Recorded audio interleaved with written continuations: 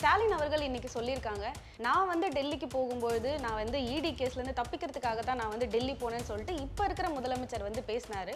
அப்போ முதலமைச்சர் இன்னைக்கு டெல்லிக்கு போயிருக்காருன்னா கரூர் விஷயத்தில் சிபிஐ கிட்டேருந்து தப்பிக்கிறதுக்காக அவர் வந்து டெல்லி போயிருக்காரா அப்படின்னு ஒரு கேள்விக்குறி வைக்கிறாங்க சார். முன்னாள் முதல்வர் ஸ்டாலின் அவர்கள் நிதி ஆயோக் கூட்டத்துக்கு போவதற்கு முன்னால் நடந்த எந்த கூட்டத்துக்கும் அவர் போகலை. டோட்டலாக அந்த நிதி ஆயோக் கூட்டத்தையே அவர் புறக்கணித்தவர். அவர் திடீர்னு போகும்பொழுது அதற்கு ஒரு உள்நோக்கம் இருக்குமோன்னு இங்கே பேசுனது சரியானது. எல்லாருமே சந்தேகப்பட்டாங்க, இதற்காக தான் போகிறாரோ அப்படின்னு சந்தேகம் எல்லாருக்குமே வந்துச்சு. ஏன்னா நீங்கள் போகாத ஆள். பட் இவர் இப்போ தான் முதலமைச்சராக வந்திருக்கிறாரு. ஒரு விஷயத்தையும் ஒரு முதல்ல அனுபவ ரீதியாக பார்க்கணும். ஒரு கூட்டத்துக்கு போகாமலே அல்லது போவதற்கு முன்னாலே எனக்கு இந்த கூட்டம் சரிப்பட்டு வராது அப்படின்னு ஒரு முதல்வர் நினைக்க முடியாது. இல்லை, இப்போ தான் புதுசாக வந்திருக்கிறாரு. யார் ஆட்சி பண்ணாலுமே அது வந்து திராவிட மாடல் போட்டு கொடுத்த ஒரு ப்ளூ பிரிண்ட் தான் வந்துட்டு அந்த ஆட்சியாக இருக்கும் அப்படின்னு சொல்லி ஸ்டாலின் அவர்கள் வந்து சொல்கிறாங்க சார். அதுக்கான அர்த்தம் என்னவா இருக்கும்? நீங்கள் சோஷியல் மீடியாவில் போய் பார்த்தீங்கன்னா தெரியும். 20 வருஷமாக 30 வருஷமாக நாங்கள் போராடிட்டு இருக்கோம். எங்கள் குரலை கேட்பதற்கு ஆளே கிடையாது. இன்றைக்கெல்லாம் ஒரு மாதத்தில் எங்களுக்கு நடக்குதுங்கிறாங்க. நாங்கள் ஒரு மனு அனுப்பினோம், இம்மிடியட்டாக அதுக்கு நடவடிக்கை எடுக்கிறாங்க அப்படின்னு சொல்கிறாங்க. அப்போ இந்த மாற்றத்தை தானே அந்த மக்கள் எதிர்பார்க்குறாங்க. அந்த அமைச்சர் என்ன சொல்கிறாரு ஆதவ அர்ஜுனா, நீங்கள் எங்களுக்கு கொடுக்குற கமிஷனை செய்கிற வேலையில் உங்கள் தரத்தை காமிங்கிற, இந்த கமிஷனை எங்களுக்கு வேணாம், இதை நீங்கள் போட்டு கரெக்டாக ஒழுங்காக செய்யுங்கன்ற. ஸோ அதெல்லாம் இந்த அரசு செய்யும் பொழுது பாராட்ட முடியாது. கட்டாயமாக எதிர்கட்சிகள் வந்து பாராட்டாது. அமைதியாக இருந்துட்டாலே போதும், அவங்க நல்லது செய்வாங்கல்ல. ஹாலிடேஸ்னாலே அது நம்ம ஜிடி ஹாலிடேஸ் தான். You know you are special when you're with GT Holidays. நிறைவான தருணங்கள் என்ஏசி ஜுவல்லர்ஸுடன்.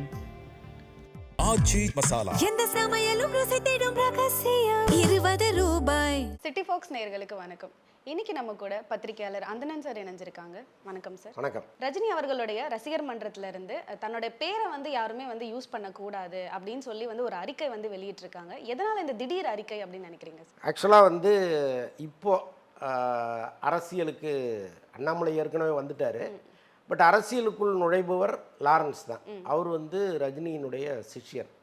எல்லா இடத்துலையும் ரஜினியினுடைய பெயரை சொல்லாமல் அவர் எந்த வேலையும் செய்ய மாட்டார். ஸோ அப்படிப்பட்ட ஒருத்தர் வந்து அரசியலுக்குள்ளே வர்றாரு. அவர் எந்த கட்சியை நோக்கி நகர போகிறாருன்னு யாருக்கும் தெரியல, இன்னும் வெளிப்படையாக அறிவிக்கலை. பட் ரஜினி சார்ந்தவர்களுக்கு தெரியும் இல்லையா, அவர் இங்கே தான் போகிறாருன்னு. அப்போ நமக்கு எதிரான ஒரு திசையை நோக்கி அவர் போகிறாரு அப்படிங்கிறத அவங்க தெளிவாக புரிஞ்சுக்கிட்டு தான் இப்படி ஒரு அறிக்கை ஒன்று வெளியிட்டிருக்காங்களோன்னு நான் சந்தேகப்படுறேன். இன்னொன்று வந்து அண்ணாமலை, அவர் ரஜினியால் ஈர்க்கப்பட்டவர். ரஜினி அவர் மீது பெரிய நம்பிக்கை வச்சிருக்காரு. இப்போ இந்த சூழ்நிலையில் அண்ணாமலையும் ஒரு தனி இயக்கம் இன்னைக்கு ஆரம்பிச்சிருக்கிறாருன்னா ரஜினி ரசிகர்களையும் மனசில் வச்சுட்டு தான் அதை ஆரம்பிச்சிருக்கிறார். வெறும் பிஜேபி ஆதரவாளர்கள் மட்டும் ரெண்டாக ஸ்பிளிட் ஆகி ஒரு பகுதி அண்ணாமலைக்கு ஆதரவு அளித்தா அவர் எந்த காலத்திலையும் ஜெயிக்க முடியாதுங்க.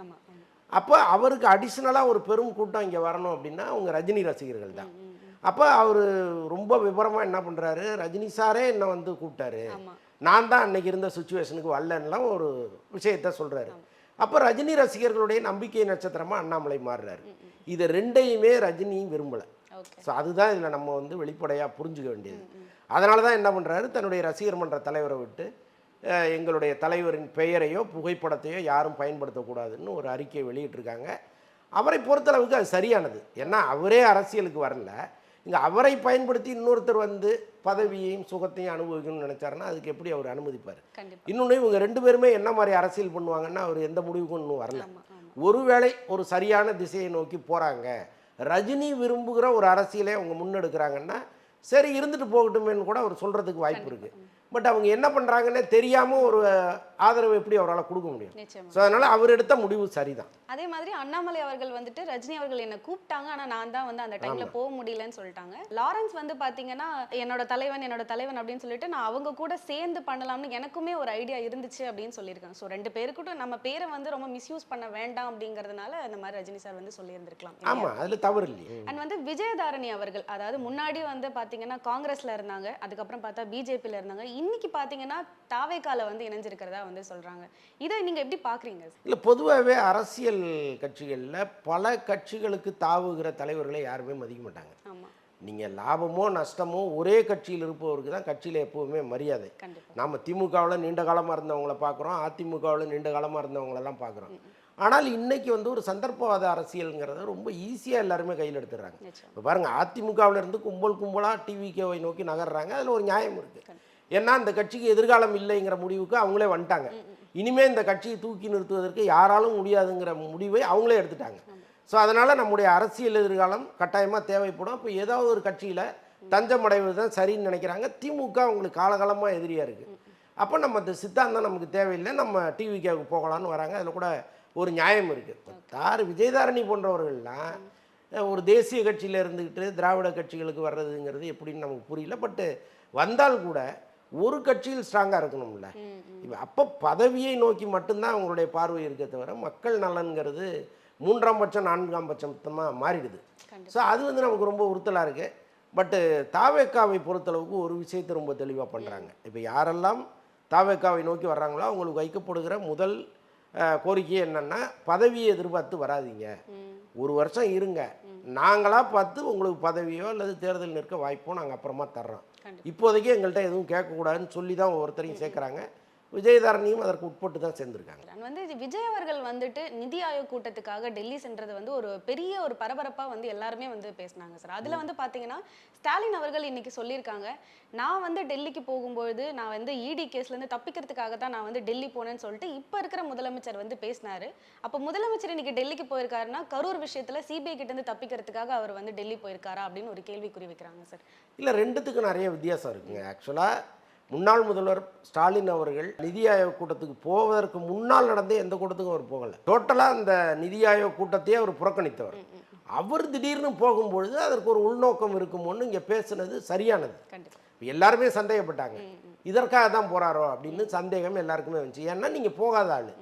பட் இவர் இப்போ தான் முதலமைச்சராக வந்திருக்கிறாரு. ஒரு விஷயத்தையும் ஒரு முதல்ல அனுபவ ரீதியாக பார்க்கணும்.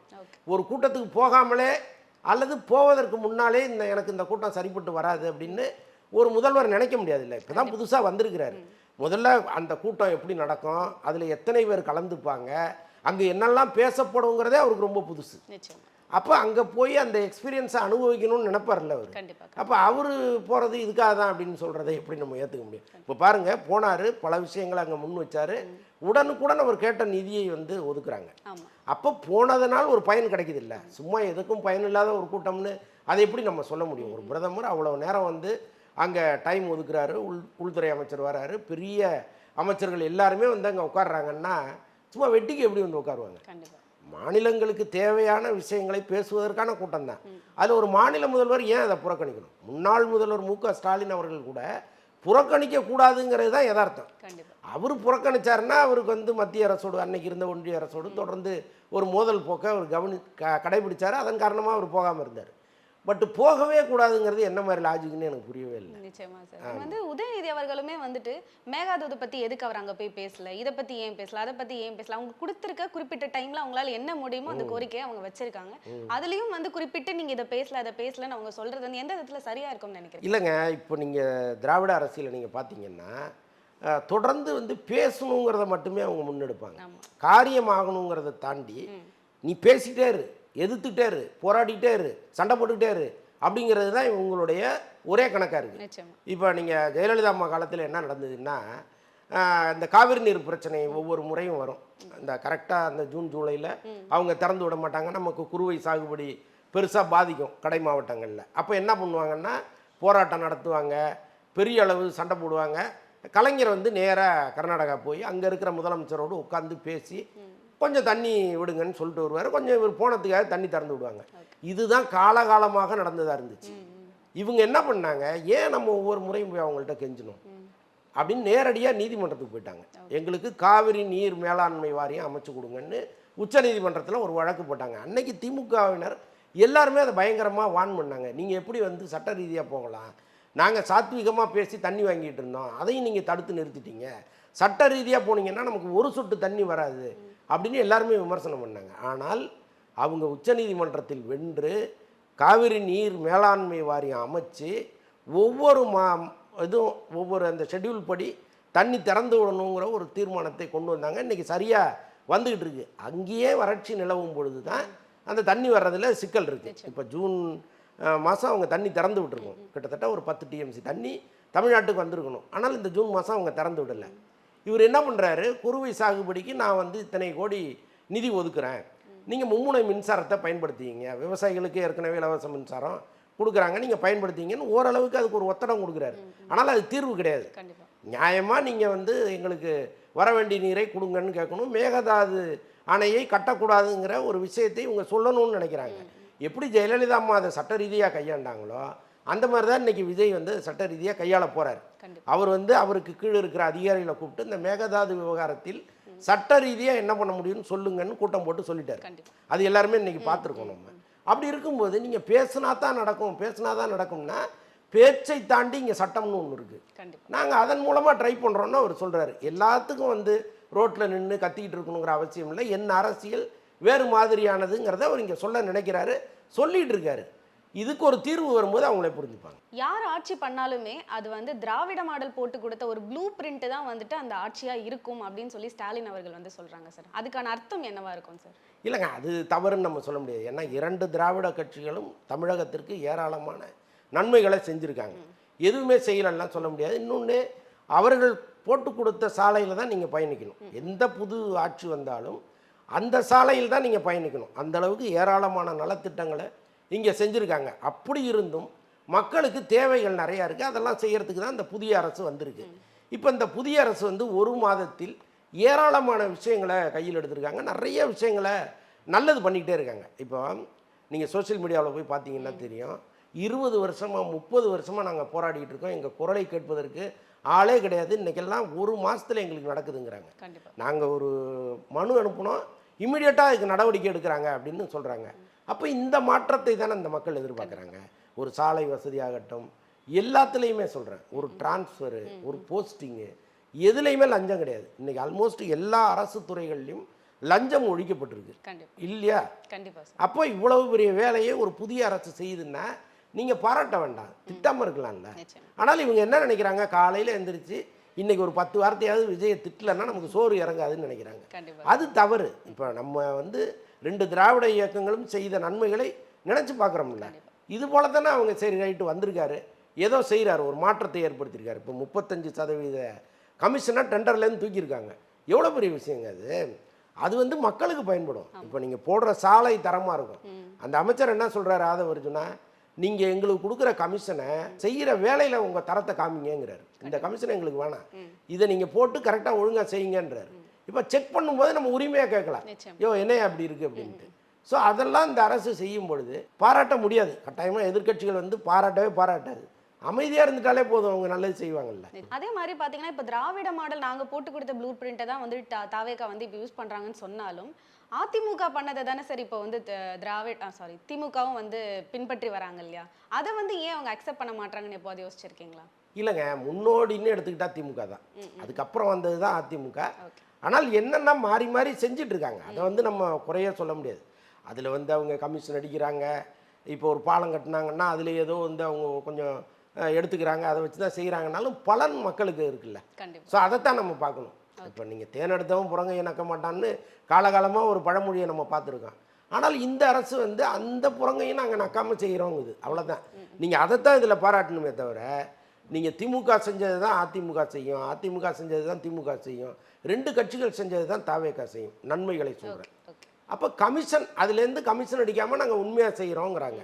அதுதான் இதில் நம்ம பார்க்க வேண்டியது. கண்டிப்பாக சார். ஆனால் இன்னைக்கு வந்து மகளிர் அணி வந்து கூட்டம் நடந்திருக்கு திமுகவில் இருந்து. அதில் பார்த்தீங்கன்னா துரைமுருகன் அவர்கள் வந்துட்டு பார்ட்டிசிபேட் பண்ணுறதுக்காக வந்து அவங்கள கூப்பிடுறதுக்கு யாருமே இல்லைன்னு சொல்லிட்டு வந்த வழியிலே திரும்பியும் வந்து போகிற மாதிரியான காட்சிகள்லாம் நம்ம இன்னைக்கு பார்க்க முடிஞ்சது சார். அது எதனாலன்னு நினைக்கிறீங்க சார்?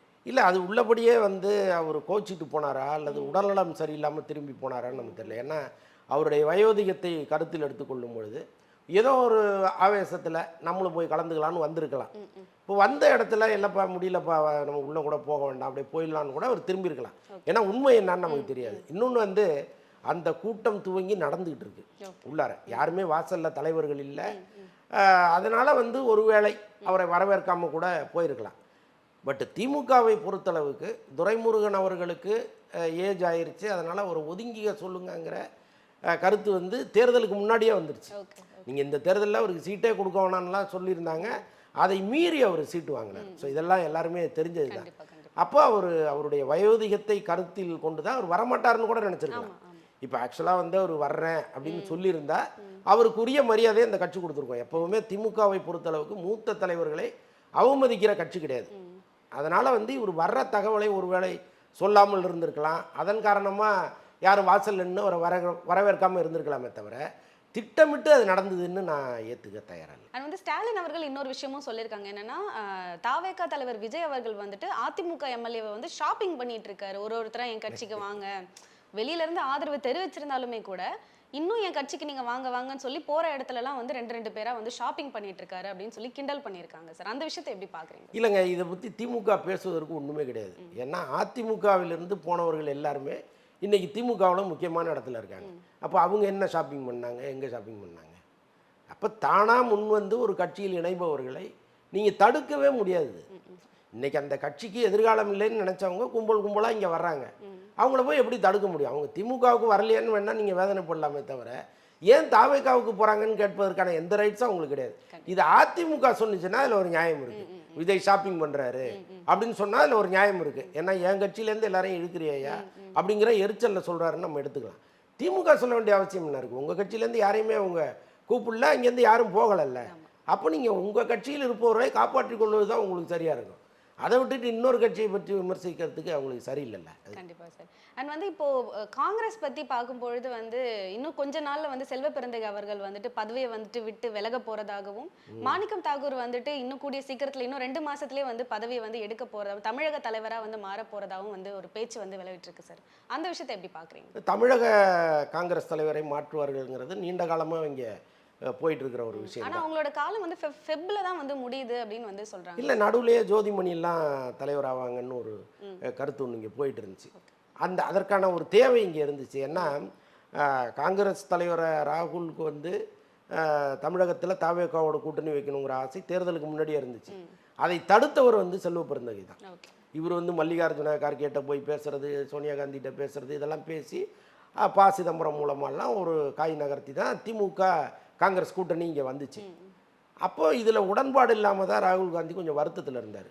இப்போ அதற்கு அந்த கூட்டணி அமையாமல் போனதற்கு பெரிய காரணம் செல்வ பெருந்தகைன்னு அவங்களாம் நினச்சாங்க. அப்போவே வந்து தேர்தல் முடிஞ்சதுமே செல்வ பெருந்தகை தூக்கிடுவாங்கங்கிற எண்ணமெல்லாம் இருந்துச்சு. இப்போ கூட வந்து செல்வ பெருந்தகை அவருடைய மகள் திருமணத்திற்காக காத்துட்டு இருக்காரு. அந்த திருமணம் முடிந்ததும் அவரே காங்கிரஸ்லேருந்து வெளியேறிடுவாருங்கிற அளவுக்கு செய்திகள் வருது.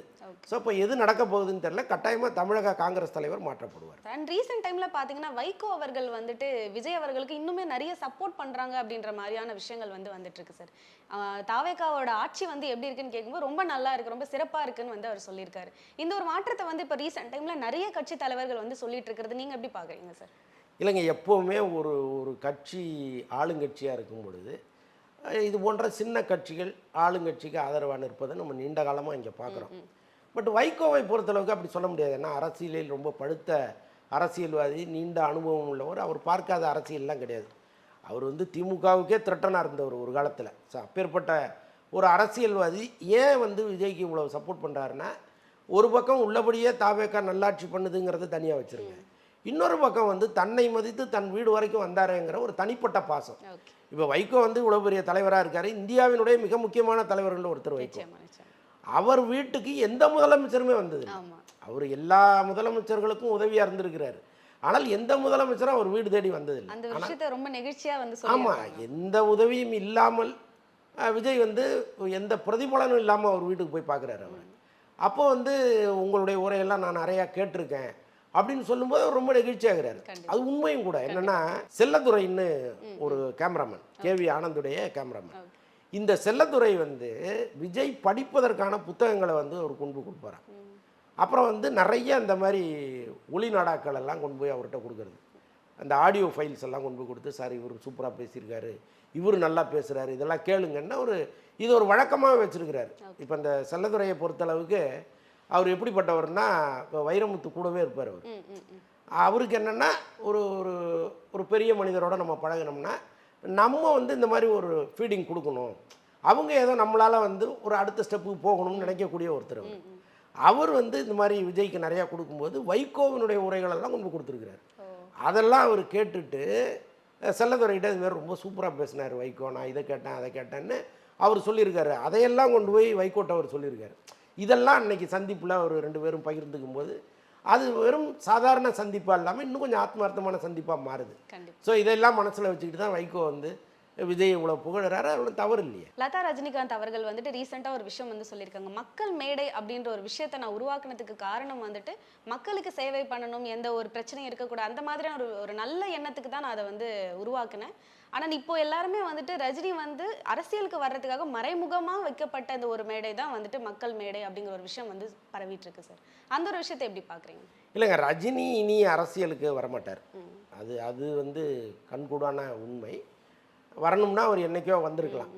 பட் இன்னைக்கு வந்து அவங்க லதா அவர்கள் இப்படி ஒரு அமைப்பை உருவாக்குறாங்க அப்படின்னா அவங்களுக்கு ஒரு கணக்கு இருக்குது. இப்போ ஆக்சுவலாக நம்முடைய கணவர் அரசியலுக்கு வரல, ஆனால் அவருடைய ரசிகர்கள் எல்லாமே இன்னைக்கு வந்து எந்த கட்சிக்கு நம்ம ஆதரவு அளிக்கிறதுங்கிற ஒரு குழப்பத்தில் இருக்காங்க. அப்போ அவங்களையெல்லாம் நம்ம ஒருங்கிணைத்தோம்னா வர்ற தேர்தலில் அது ஒரு ரோல் பண்ணணும்னு அவங்க நினைக்கிறாங்க. தன்னுடைய கணவர் இல்லைனாலும் நாம் அதை ரன் பண்ணுவோம்னு அவங்க நினைக்கிறாங்க. அதாவது இவ்வளவு காலம் மக்களுக்கு அவங்க எதுவுமே பண்ணலை. மக்களுக்கு நான் பண்ணணுங்கிற வார்த்தையை கூட அவங்க எங்கேயும் பயன்படுத்தினதில்லை. அப்படிப்பட்ட ஒருத்தர் திடீர்னு மக்களை வந்து ஒவ்வொரு ஊர்லேருந்தும் நான் தலைவர்களை உருவாக்குறேன்னு சொல்லிட்டு வர்றது வந்து அது எவ்வளோ பெரிய போலித்தனமானதுங்கிறது நான் சொல்லி மக்கள் தெரிஞ்சுக்க வேண்டிய அவசியம் இல்லை. அப்போ அவங்களுக்கு ஒரு கணக்கு இருக்குது. இன்னொரு பக்கம் நான் ஏற்கனவே சொன்ன மாதிரி அண்ணாமலை இங்கே வந்துட்டார். இப்போ அண்ணாமலையுடைய நோக்கம் வந்து ரஜினி ரசிகர்களை ஒருங்கிணைத்து தன் பக்கம் திருப்புவது. அப்போ அந்த பக்கம் நம்முடைய கணவருடைய ரசிகர்கள் போயிடக்கூடாதுங்கிற எண்ணமும் அவங்களுக்கு இருக்குது. ஒருவேளை போனால் அதற்கு ஒரு ஆதாயம் வேணும்னு அவங்க நினைக்கிறாங்க. ஸோ அதனால தான் இந்த கூட்டத்தை ஒருங்கிணைக்கிறாங்க. இவ்வளவு நாள் நீங்கள் ஒரு தலைவரை உருவாக்கணும்னு நினைக்கல, இன்னைக்கு நினைக்கிறீங்கன்னா என்ன காரணம்? அதுவும் வந்து இந்த மார்ச் 10ஆம் தேதியே நான் துவங்கிட்டேன்னு அவங்க சொல்கிறாங்க. ஆனால் என்னைக்கு வந்து இவங்க ஒரு ஆடியோ போடுறாங்க, ஒரு வீடியோ போடுறாங்கன்னா அண்ணாமலை அறிவிக்கிறார்ல நான் கட்சி ஆரம்பிப்பேன் அன்னைக்கு போடுறாங்க வந்து. அப்போ ஒரு கால்குலேஷன் இல்லாமல் அதை செய்ய வேண்டிய அவசியம் இல்லைல்ல. ஸோ அதனால் அவங்க இதற்கப்புறம் வந்து வெளியில் சோஷியல் மீடியாவில் அது குறித்து வர்ற கருத்துக்களுக்கெல்லாம் ஏதாவது ஒரு பதில் சொல்லுவாங்க. நான் வந்து எந்த நோக்கமும் இல்லை, முழுக்க மக்கள் நலன்தான் அப்படின்லாம் அவங்க சொல்லுவாங்க. பட் இருந்தாலும் அதை கேட்குற நமக்கு எவ்வளோ சங்கடமாக இருக்குது. அண்ட் வந்து ரீசெண்டாக ராகவா லாரன்ஸ் வந்துட்டு ஒரு வீடியோ போடும்பொழுது பார்த்தீங்கன்னா எல்லாருமே வந்து கணிச்சது என்னன்னா கண்டிப்பாக ஒரு தாவேக்கால தான் வந்துட்டு ஜாயின் பண்ணுவாங்க அப்படின்லாம் வந்து யோசிச்சாங்க. ஆனால் அதெல்லாம் இல்லாமல் எந்த பார்ட்டின்னு சொல்லாமல் நான் வந்து அரசியலுக்கு வரப்போகிறேன் அப்படின்னு மட்டும்தான் மென்ஷன் பண்ணியிருக்காங்க சார். உங்கள் கணிப்பு படி திருச்சி கிழக்கில் யார் வந்து போட்டிடுவான்னு நினைக்கிறீங்க சார்? இல்லைங்க, அவ்வளோ தூரம் நீங்கள் அவரை பற்றி நம்ம வந்து ஆராய்ச்சி பண்ண வேண்டிய அவசியமே இல்லை. ஏன்னா அவர் அவ்வளோ பெரிய மக்கள் செல்வாக்கு உள்ளவரெலாம் கிடையாது. நான் என்ன சொல்கிறேன், உங்களுக்கு அரசியல் ஆசை இருக்குது, உள்ளபடியாக ஒரு நல்லவர். நான் வந்து ரொம்ப கண்கூடாக பார்த்துருக்கேன். நிறைய பேருக்கு உதவிகள் செய்யக்கூடியவர், ஏழைகளே இல்லாமல் இருக்கணும்னு நினைக்கக்கூடிய ஒருத்தரில் அவரும் ஒருத்தர். ரொம்ப நல்லவர். அவர் வந்து அரசியலுக்கு வர்றது அரசியலுக்கும் நல்லது தான், மக்களுக்கும் நல்லது தான், அதெல்லாம் ஓகே. ஆனால் தன்னுடைய பலம் என்னன்னே தெரியாமல் நீங்கள் ஒரு பந்தா பண்ணுறீங்கல்ல, நான் நாளைக்கு வந்துடுவேன், நாளன்னைக்கு வந்துடுவேன், யார்கிட்ட சேர்றேங்கிறத 2 நாள் கழித்து சொல்கிறேன், நீங்கள் ஒரு கருத்து சொல்லுங்கள், நான் அதை கேட்குறேன், எங்கள் அம்மா ஒன்று சொன்னாங்க, இப்படி குழப்புறது இருக்குல்ல, இது அவசியமே இல்லைங்கிறேன். இதை விஜயே பண்ணலையே, இவ்வளோ செல்வாக்குள்ள விஜயை இது எதையுமே பண்ணல, நேரடியாக அரசியலுக்கு வந்துட்டார். நீங்கள் இவ்வளோ பம்மாத்து பண்ணுறீங்கிறது தான் என்னுடைய கேள்வி. ஸோ அதனால் நான் இந்த கட்சியில் தான் சேர போகிறேன்னு எந்த குழப்பமும் இல்லாமல் அவர் சொல்லணும். அதே சமயம் மக்களுக்குமே ஒரு டவுட் சார், ஒருவேளை நம்ம கிட்ட வந்து ஒரு கோரிக்கையாக கேட்குறேன், நான் வரணும்னா சொல்லுங்க, நான் வேண்டானா சொல்லுங்கன்னு, நம்ம வேண்டான்னு சொன்னால் அவர் வரமாட்டாரா அப்படின்ற ஒரு கேள்வியுமே ஒரு முடிவு எடுத்துட்டார்ல, இந்த கட்சியில் தான் சேர போகிறோன்னு முடிவு எடுத்துட்டாரு, அப்புறம் என்ன கேள்வி கேட்குதுங்கிறேன். அது தேவையே இல்லையா? இப்போ நான் காலையில் கூட ஒரு வீடியோ ஒன்று போட்டிருந்தேன், மன்சூர் அலிகான் கட்சியில் சேருங்கன்னு நான் சொன்னேன்னா போய் சேர்ந்துருவீங்களா நீங்கள்? உங்களுக்குன்னு ஒரு கணக்கு இருக்குல்ல, இந்த கட்சிக்கு போனால் தான் நமக்கு எதிர்காலம்னு. அப்போ அது கரெக்டாக அவர் யார் கூட போகிறதுன்னு முடிவு பண்ணி வச்சுருப்பார். அப்போ சும்மா இதெல்லாம் தேவையில்லாத ஒரு ப்ரொபகண்டாங்கிறேன். Holidays-nale, அது நம்ம GT Holidays தான். You know you are special when you're with GT Holidays. நிறைவான தருணங்கள் NAC ஜுவல்லர்ஸுடன். ஆச்சி மசாலா. எந்த சமையலும் ருசி தேடும் ரகசியம் 20